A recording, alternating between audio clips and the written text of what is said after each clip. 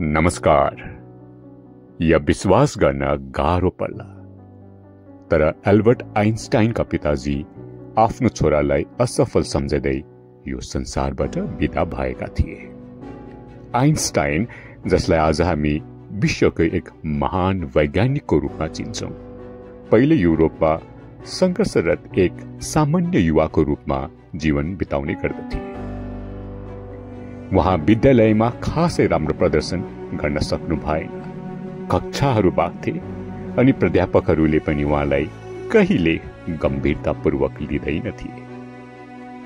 जब Einstein college गए, अवस्था झन बिग्रियो।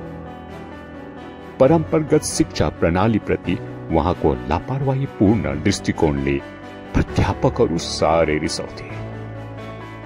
उहाँका गणितका एक प्राध्यापक हर्मन मिनोस्कीले त उहाँलाई अल्छे कुकुरसम्म भनेका थिए। तर विडम्बनापूर्णको कुरा के छ भने, पछि त्यही मिनोस्कीले आइन्स्टाइनको विशेष सापेक्षतावाद सिद्धान्तको ज्योमेट्रिक व्याख्या गर्न आफ्नो जीवन समर्पित गरे। यहाँबाट सिक्न पर्ने पाठ, समय बलवान छ अनि हामी अगाडिबाटै कसैलाई जज गरिहाल्नु हुँदैन। आइन्स्टाइनलाई एक अश्वत्थभन्दा कमजोर विद्यार्थीको रूपमा चिनिन्थ्यो अनि त्यसै कमजोर विद्यार्थीको छविको कारणले उहाँलाई लामो समयसम्म कुनै जागिर मिल्न सकेन। त्यसैबीच उहाँ गहिरो भावनात्मक पीडाबाट पनि गुज्रिनु परेको थियो।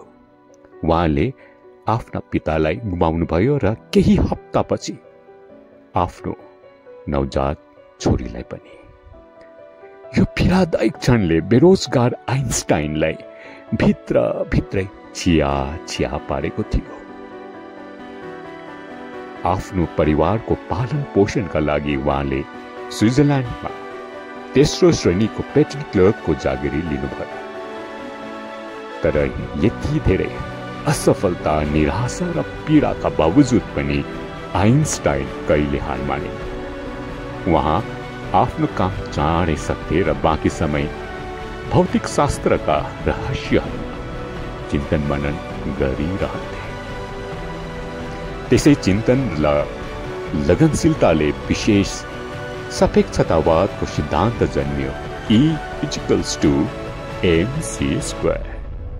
भनिन्छ त्यसपछि द रेस्ट इज हिस्ट्री।